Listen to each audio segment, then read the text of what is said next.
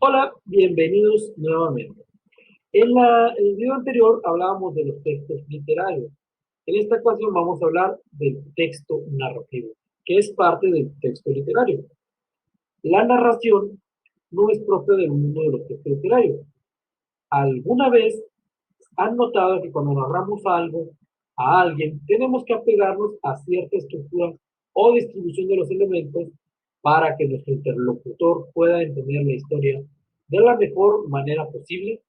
Por ejemplo, si yo digo lo mató no me es suficiente para que se sitúen en lo que yo les quiero narrar. Para ello hace falta establecer otros elementos que nos ayuden a entender la frase de lo mató. ¿Qué pasa si le agregamos, por ejemplo, dónde suceden las cosas, cuándo suceden los eventos, quiénes participan, por qué, qué fue lo que ocurrió realmente para afirmar que lo mató? Por ejemplo, ¿qué les parece si a eso de lo mató lo cambiamos, por ejemplo, en una noche fría de invierno, en una vieja mansión, fulano y perengano peleaban por ver quién se quedaría con la herencia de su abuelo? Para no entrar en líos de papeles y notarías, Mengano decidió dispararle a fulano y lo mató. Entonces ya cambia la cosa, ¿verdad? Porque entonces tenemos cuándo sucedieron los eventos, en una noche fría de invierno. ¿Dónde suceden los eventos? En una vieja mansión. ¿Quiénes son los que participan en la acción? Fulano y perengano. ¿Por qué? ¿Cuál es el meollo? ¿Cuál es el móvil de todo el asunto? Pues peleaban por ver quién se quedaría con la herencia que perteneciera a sus abuelos. ¿Qué fue lo que ocurrió para afirmar que lo mató? Pues para no entrar en mucho detalle de peleos, Mengano decidió matar a fulano, a perengano, ¿no? Entonces, ya notarán que hay más elementos para poder contar una historia. Al leer un texto literario en prosa, pensamos en un elemento fundamental en la narración, el narrador, o figura que hace llegar la información al lector. Al preguntarnos qué sucedió, nos referimos a la acción llevada a cabo. Al preguntarnos quiénes participan, aludimos a los personajes que efectúan o sufren la acción. Y cuando pensamos cuándo y dónde ocurrió lo relatado, la respuesta corresponde al tiempo y lugar donde se desarrolla lo relatado, o sea, el cronotopo. Entonces, toda narración cuenta con los siguientes elementos. Tienen un narrador o voz narrativa, unos personajes, las acciones o la trama, los tiempos y los lugares donde se desarrollan dichas acciones. Como probablemente notaron, los textos narrativos se caracterizan por contar con los elementos antes mencionados, pero estos no son el único aspecto que conforman este tipo de textos literarios. El texto literario narrativo también necesita seguir una estructura, es decir, que las secciones narradas se presenten en una disposición general para aprender o comprender con claridad lo narrado, de tal manera que queda más o menos de esta manera, y es lineal. Entonces tenemos una situación inicial o el inicio de todo lo que va a suceder, y luego tenemos un desarrollo donde nos empiezan a presentar los eventos, un clima donde ya se desarrolla completamente el meollo de la narrativa, del libro, de lo que estamos leyendo, y luego el desenlace o final, donde ya se arreglan todo. Aquí sí ya se acaban de desarrollar, eh, se acaban de exponer todos los elementos, ya se le dio finiquito al clímax de lo que estaba narrando, y entonces sí es tan, fue para siempre, fin, ahora continuará, si es una saga de eventos que estamos leyendo. Novela, cuento y microrrelato son géneros propios del texto narrativo porque en los tres se cuenta una historia. Cuando hay que precisar para definir, podemos concebir al cuento como un relato en lo que suceden cosas, incidentes de movimiento veloz y desarrollo impredecible, que a través del suspenso conduce a un clímax y a un desenlace perfecto o satisfactorio. La novela es la exploración de la vida. Refleja y describe el impacto, la complejidad, la fructificación, la catástrofe de las emociones y deseos humanos. Por eso, en la novela, los personajes necesitan evolucionar, estar ubicados en el tiempo sucesivo, en espacios bien establecidos y con lenguajes particulares. Y el microrelato o microcuento se caracteriza por ser conciso, es decir, breve y preciso, de una gran intensidad expresiva, pero es un verdadero extracto, no en el sentido del resumen, sino en el sentido de esencia, es decir, solamente contiene lo más importante y el centro. De tal manera que un cuento lleva siempre una estructura corta, pero te meten personajes, o sea, te meten en el contexto, te dan las características de los que van a, de los actores, características a lo mejor de donde se está desarrollando, un bosque, en una ciudad, a orillas de un río, pero siempre con ese momento veloz, o sea, es, empieza, se desarrolla la acción rápidamente y hay un desenlace feliz y satisfactorio. En la novela es parecido a un cuento, pero más extenso, más largo aún, porque entonces necesitamos dotar a los personajes de un cariz, de un carisma, de propiedades muy específicas de cada, para cada personaje que va a interactuar en la novela, y los escenarios están más desarrollados. Entonces, ya no nomás es en la orilla de un bosque, sino en cierto lugar del bosque, que luego nos trasladamos a la ciudad y después nos trasladamos al mar, dependiendo del tipo de novela que vamos a realizar. Y en el microcuento o microrelato es sincrético todo. Todo se va a la pura esencia del cuento. Nos buscan dar la lección rápida, nos buscan dar lo que nos quiere plasmar el autor o el escritor rápido. Los microcuentos son concisos, con la acción, desarrollo y todo se da en párrafos. Mientras que en un cuento a lo mejor puede ser dos párrafos, una novela son capítulos. En el microcuento es un párrafo donde se relatan todo de manera rápida y concisa.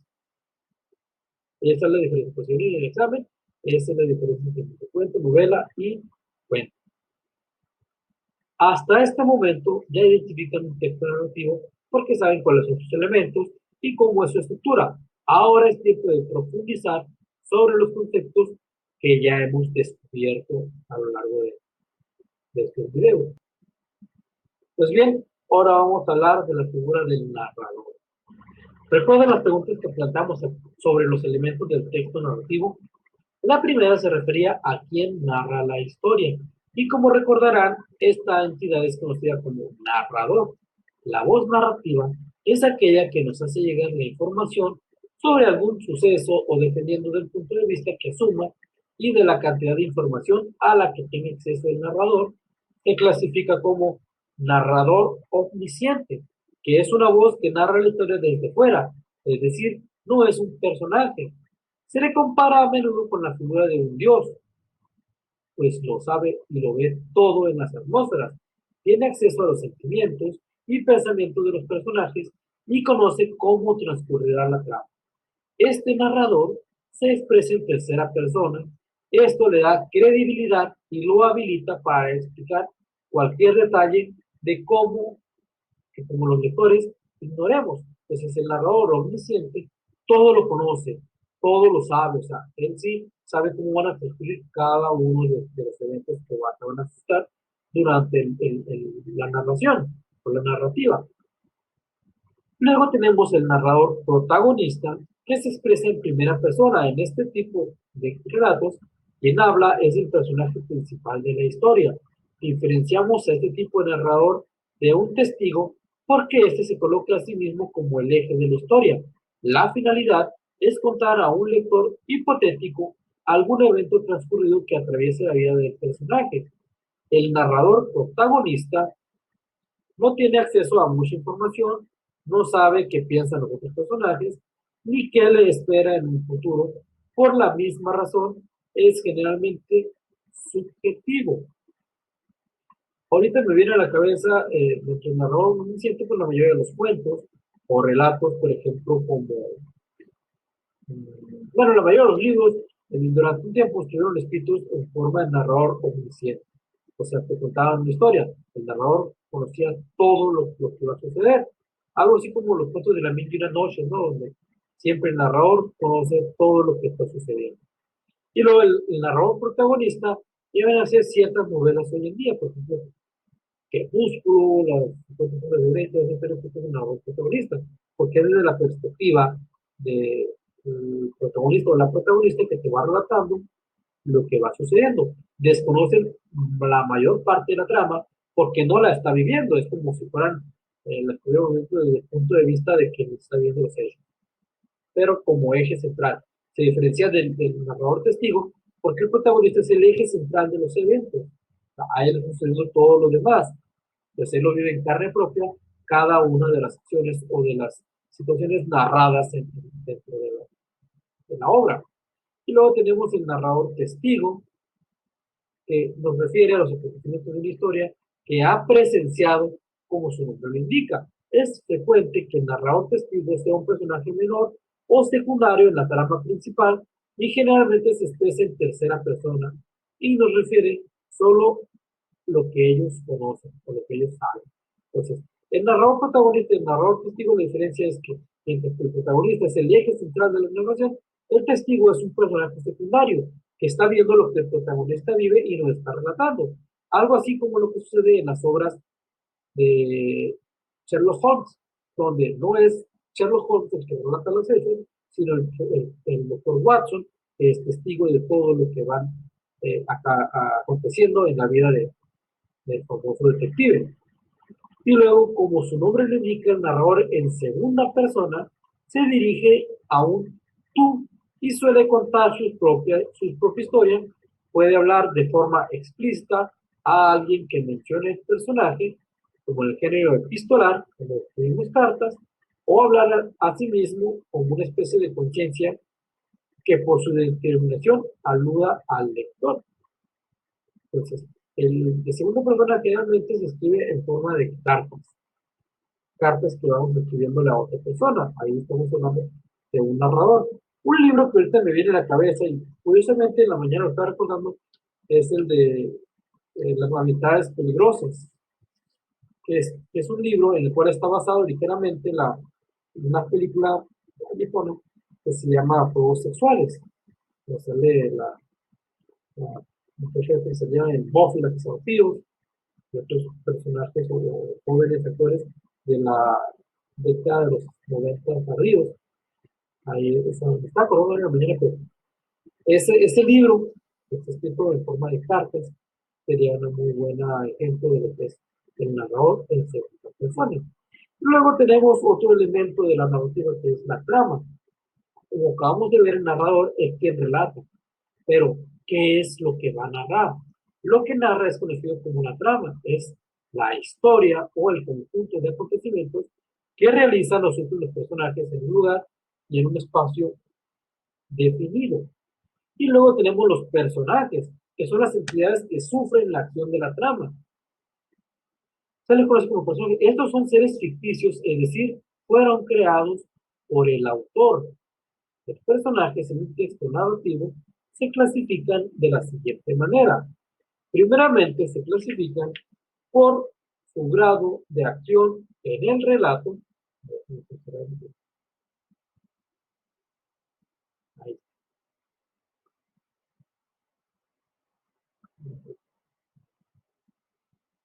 Primero, por el grado de acción en el relato, en principales, secundarios e incidentales. Los principales son los de mayor grado de acción en el relato. Generalmente la trama se desenvuelve en torno a ellos y se les caracteriza con mayor profundidad.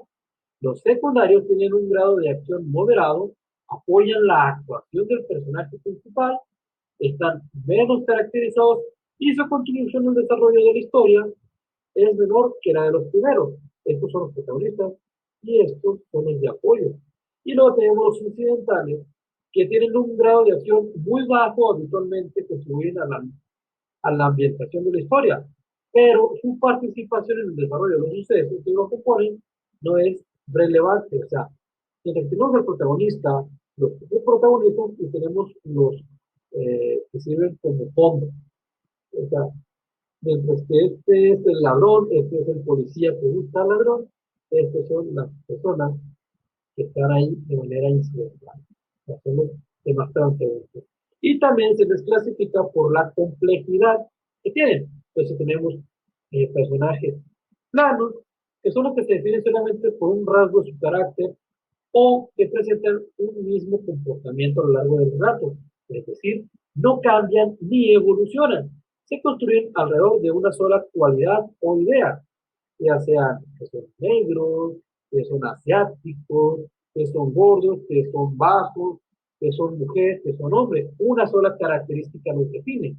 Y luego tenemos los personajes redondos, que se les describe con mayor detenimiento, muestran distintos aspectos de sí mismos y su comportamiento se modifica según las acciones que experimentan dentro del relato.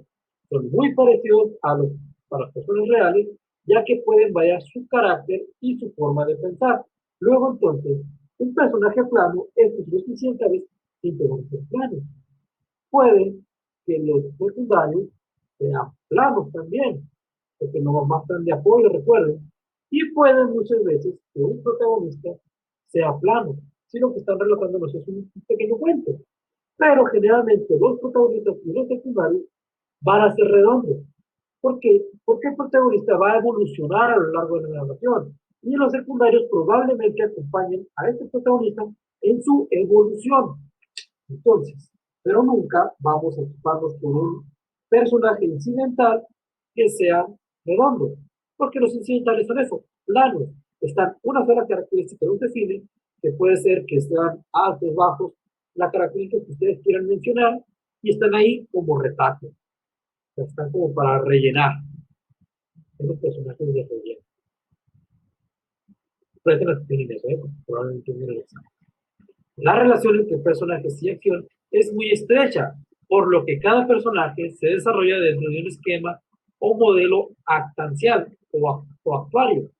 Dicho modelo describe seis funciones que configuran la actuación del personaje, como lo pueden observar en el siguiente ejemplo, que se analizan los personajes del cuento de la Caperucita Roja.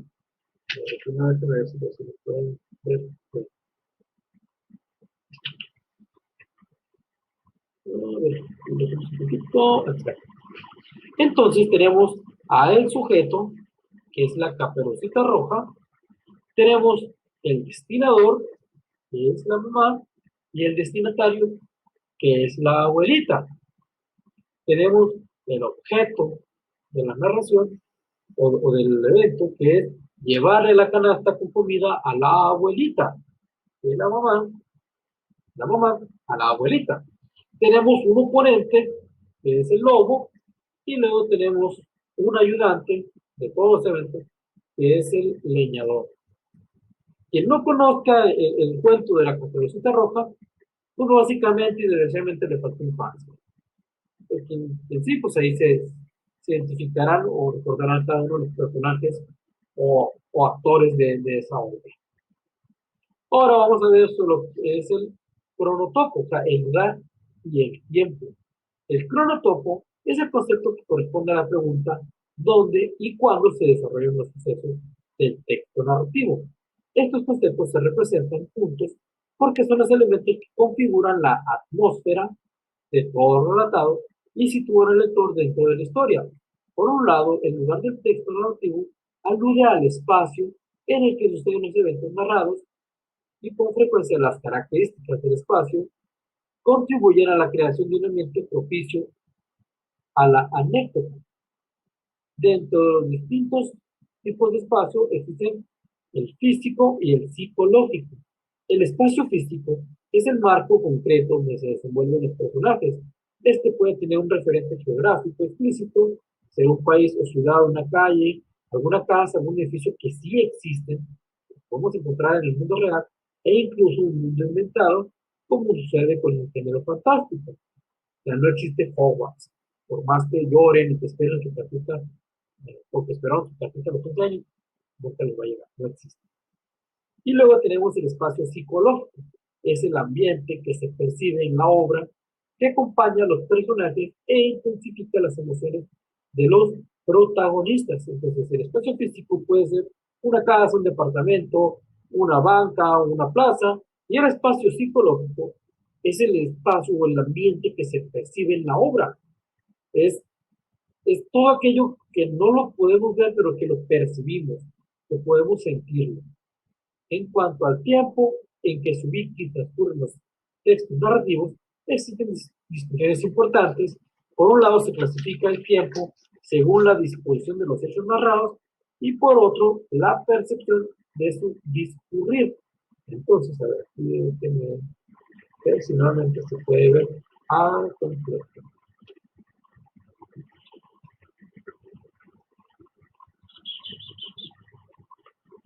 Ahí. Entonces, el tiempo se clasifica según la disposición de los hechos narrados en tiempo de la historia, que se refiere a aquella cualidad temporal de toda narración que cuenta con un inicio de las acciones, un desarrollo de las mismas y un desenlace que las concluye. Generalmente obedece una lógica causa-efecto y por eso su orden cronológico lineal. O sea, todo lo que va ocurriendo, ¿no? Es, el tiempo de la historia es principio, intermedio y fin, a eso se refiere. Y luego tenemos el tiempo del relato, que se refiere a la organización, disposición interna a la que la narración presenta las acciones de la historia. Es el autor organiza el tiempo de la historia en forma artística y por ello puede hacer saltos temporales y romper la lógica cronológica en la línea de su narración. Aquí algo muy importante. Mientras que el tiempo de la historia nos habla que primero se dan las presentaciones, luego transcurre el meollo del asunto y los desenlaces, no necesariamente ocurre en ese orden. En el tiempo del relato puede que primero estemos al principio y luego se salta eventos, se salta años, se salta tiempo y luego ya eh, lo puede dar de esa manera. Aquí durante mucho tiempo se usó una manera lineal. Un ejemplo que me viene a la cabeza de este tipo de saltos en el tiempo es el relatado en Espero Páramo de Juan Rulfo, donde empieza primero con un tiempo, y luego pega un salto hacia atrás y luego hacia adelante, de tal manera que nos va presentando la obra con cierta, si no le prestamos atención, no le damos la lógica a lo que está presentando. Pero bueno, continuando. La otra forma de clasificar el tiempo en las narraciones es el representado en el relato. Entonces, tenemos el tiempo interno, que es el tiempo que duran los acontecimientos narrados de la historia. Puede ser toda la vida, varios días o solamente uno, un día. El autor selecciona los momentos que juzga interesantes y omite aquellos que considera innecesarios. Y luego tenemos el tiempo externo, que es la época o el momento histórico en que se torna la narración. El contexto puede ser explícito o deducirse del ambiente, personajes y costumbres. Voy a guardar este segundo grado. Mientras que el tiempo interno aduce y dice que puede ser que la obra transcurra durante toda una vida, o durante unos días, o durante unos meses. Ahorita un ejemplo que se me viene a la cabeza es, no sé si lo conozcan, se llama Haruki Murakami, es un escritor japonés, y hay un libro que se llama Antes de la Medianoche, que me resulta muy curioso, porque el libro necesito, pero todo transcurre en cuestión de unas 6 horas. O sea, todos los relatos, todas las vivencias de los diferentes personajes que se sitúan en esa obra transcurren en horas, en minutos. Y si no, ustedes tienen un montón de novelas o, o, o cuentos que ustedes conozcan, donde la acción, por más larga que sea el libro, solamente pasaron unas horas, unos minutos. Hay otro de Sartre, que es unos hombres que van a fusilar, y toda la acción transcurre en esos minutos previos a que los fusilen. Todo el cambios que tiene. Y luego del tiempo externo es la época o momento histórico en que toda la narración. Dice aquí que puede ser explícito, o sea, que nos digan, esto sucedió en el año de 1600, 1700, 1700, 1900, o puede que nosotros lo deduzcamos de ciertas actitudes que tengan los personajes, de ciertos datos que nos suelta el autor, que no nos dice exactamente en qué año está, pero nos dice a lo mejor un evento que sucedió en ese año y nosotros lo referimos a él. Entonces, no siempre las obras nos van a presentar de esa manera los tiempos. A veces vamos a tener que inferir a qué tiempo pertenece y por ello, pues no hace falta más que conocer un poco de historia, o un poco de cómo se fueron los eventos a lo largo de toda la historia de la humanidad para poder inferir el tiempo. También puede ser un tiempo no histórico, sino un tiempo meteorológico. Puede que esté lloviendo o que esté soleado. También tiene que ver eso. Bueno, otros aspectos que probablemente no resulten explícitos en el momento de realizar el análisis de un texto narrativo, pero que son inherentes a todo texto literario y considerarlos enriquecerá la lectura porque nos ayudará a desarrollar nuestra capacidad interpretativa, son el lenguaje literario y la intencionalidad del autor. El lenguaje literario tiene una intención artística y se caracteriza por su artificialidad. El autor busca la creación de un mundo a través de la palabra y por ello se vale de sonidos, forma, estructura, juegos de sentido que enriquecen la potencialidad expresiva del lenguaje. Cuando nos enfrentamos a un texto narrativo, es fundamental que analicemos cómo se emplea el lenguaje, pues el lenguaje literario se caracteriza por ser connotativo y poético, es decir, que su significado no se agota en una sola interpretación. Por otra parte, también hablamos de la intención comunicativa del autor. En el caso del texto literario, sabemos que el creador busca expresar una serie de ideas, sentimientos, hechos, de una forma estética propia y que puede elegir realizar en un texto narrativo, poético, dramático o ensayístico, según los fines que persiga. No obstante, encontrar la intencionalidad del autor es tarea del lector, ya que ésta permanece implícita. Por lo tanto, el lector debe leer con atención y deducir el sentido del texto. ¿Qué quiere decir esto? Que el autor muchas veces no nos va a llevar de la mano a enseñarnos lo que quiere, lo que quiere mostrarnos. Muchas veces él nos va a presentar los hechos y va a dar por hecho que nosotros le vamos a entender. Por ello, nosotros como lectores debemos de compaginar con ellos, debemos tener esa empatía con el autor para poder entender o buscar o encontrar lo que el autor nos quería decir. Pues bien, hasta aquí vamos a dejar la lección. Ahora les voy a hablar de qué es la actividad que tienen que realizar pertinente a este video. Pues bien, en este video o en esta actividad lo que van a tener que hacer es leer un texto, un solo texto. Tienen dos, pero es el mismo. Y lo que ustedes tienen que hacer es deconstruir el texto, o sea, sacar los personajes, sacar el tiempo y lugar en el que se desarrollan, la trama, todos los elementos que les mencioné en este video, ustedes lo van a tener que extraer de ese texto. Las recomendaciones son las mismas. Tómense con calma lo que van a hacer, contesten todo, y no me queda más que desearles mucha suerte y adelante.